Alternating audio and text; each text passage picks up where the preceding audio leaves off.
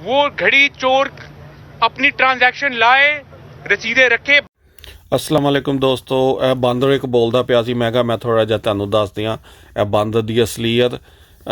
ਸਭ ਤੋਂ ਪਹਿਲੇ ਤਾਂ ਇਹਨਾਂ ਦੋਨਾਂ ਭਰਾਵਾਂ ਦੀਆਂ ਸ਼ਕਲਾਂ ਆਪਸ 'ਚ ਨਹੀਂ ਮਿਲਦੀਆਂ। ਇਹਨਾਂ ਨੂੰ ਪਹਿਲੇ ਪੁੱਛੋ ਕਿ ਇਹਨਾਂ ਦਾ ਪਿਓ ਕੌਣ ਆ, ਅਤੇ ਉਸ ਤੋਂ ਬਾਅਦ ਖਾਨ ਨੂੰ ਇਹ ਗੱਲ ਕਰਦੇ ਪਏ ਨੇ। ਪਹਿਲੇ ਖਾਨ ਨੇ ਦਿੱਤੀ ਸੀ ਇਹਨਾਂ ਨੂੰ ਬਾਂਹ, ਹੁਣ ਦਿੱਤੀ ਆ ਲੱਤ।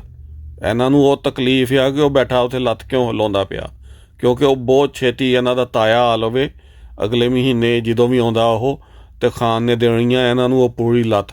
ਤਾਂ ਫਿਰ ਇਹਨਾਂ ਨੂੰ ਪਤਾ ਲੱਗਣਾ ਕਿ ਖਾਨ ਕੀ ਸ਼ੈ ਆ। ਅਤੇ ਉਸ ਤੋਂ ਬਾਅਦ ਤੁਸੀਂ ਇੱਥੇ ਆਏ ਹੋ ਸੋਲਰ ਪੈਨਲ ਵੇਚਣ ਵਾਸਤੇ, ਆਵਾਮ ਨੂੰ ਧੋਖਾ ਦੇਣ ਵਾਸਤੇ। ਮਹਿੰਗੇ ਤੁਸੀਂ ਸੋਲਰ ਪੈਨਲ ਇਹਨਾਂ ਨੂੰ ਵੇਚੋਗੇ।